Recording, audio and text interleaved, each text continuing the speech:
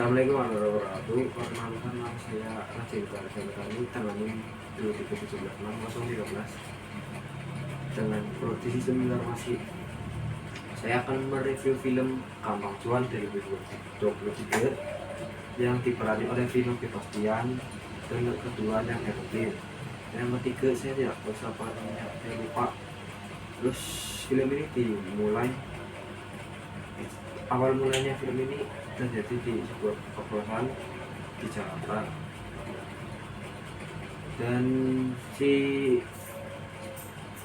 Vino itu sebagai Sultan dan Bilqis Anya sebagai Bilqis, dan yang ketiga ini itu siapa namanya Aziz Boker. Si Sultan itu datang ke Jakarta untuk mencari pekerjaan, dan ternyata si Sultan itu memiliki perusahaan, tapi perusahaannya itu menipu. Berarti mengaku memiliki perusahaan tapi ternyata tidak. Dan Sultan itu tidak hanya menipu adik-adiknya, tapi seluruh keluarganya, yaitu yang di rumah, seluruh keluarga. Terus setelah lama kemudian si Bilqis datang menyebut si Sultan dan membawa kabar bahwa keluarga ayahnya memiliki utang senilai 300 juta rupiah, dan si Sultan itu tidak memiliki uang untuk menagih utang tersebut. Lalu rumah Sultan yang ada di Jakarta tersebut, barang-barang yang di rumah itu ditarik oleh debt collector sebagai jaminan untuk membayar utang tersebut, atau diganti lah istilahnya. Terus si Sultan itu mencari uang dengan cara kerja, namun Sultan itu orangnya rese, jadi bos atau HRD itu tak menerima lamaran kerja dari si Sultan. Lalu si Sultan mendapat teman itu bernama Doni. Doni itu mempunyai uang yang banyak, dan uang itu dihasilkan dengan cara tradingnya, ya itulah trading begitu.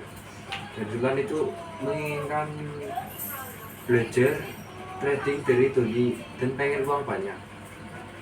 Terus si Sultan itu ternyata awal-awal belajar trading itu dia ruginya itu banyak, senilai 60 juta.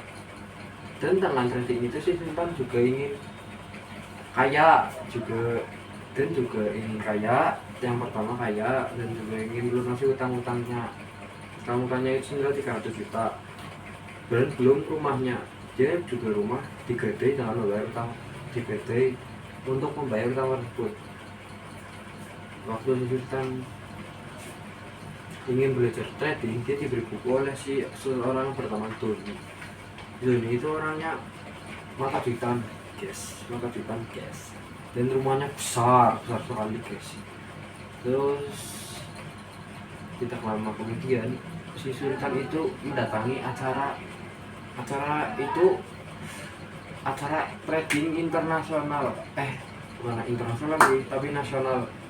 Dan di dalam acara trading tersebut si Sultan ditempatkan oleh Doni untuk mengisi misi itu adalah mencari perusahaan yang akan naik daun ke depannya.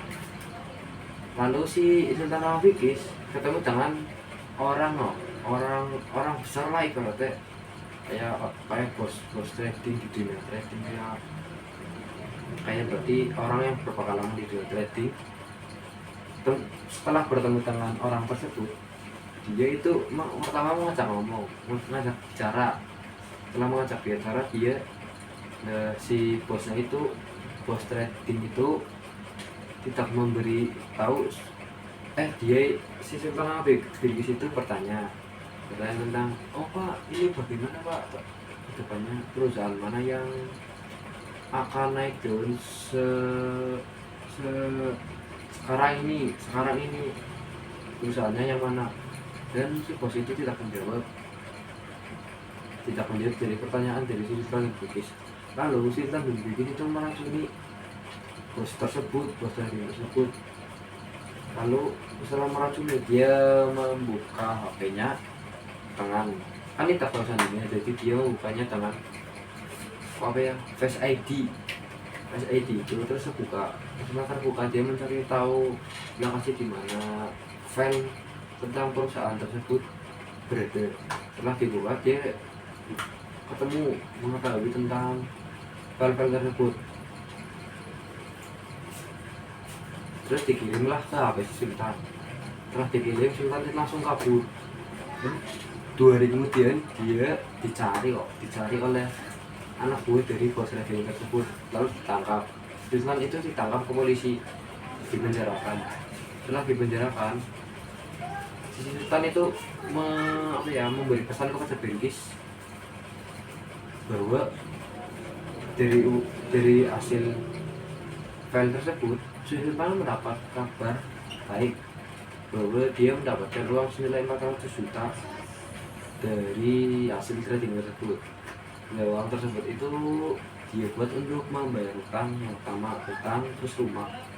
Si rumah itu berarti udah lunas. Lalu Sultan diberi pilihan, dengan uang 400 juta tersebut dia ingin membayar rumah atau membebaskan si Sultan. Setelah itu jadi penjara guys. Setelah Sultan di penjara, Sultan nangis karena menjadi beban oleh keluarganya. Setelah Sultan menangis, lalu dia dibebaskan. Dia berterima kasih buat ibunya dan adik-adiknya. Dia berterima kasih dan dia akhirnya mempunyai hidup ceria setelah mengetahui bahwa dia sudah meloloskan utang-utangnya dan dia akhirnya memiliki rumahnya sendiri. Baik, itu cerita dari film Bapak Tuan. Mohon maaf kalau cerita saya tidak jelas. Selebihnya terima kasih. Bisa.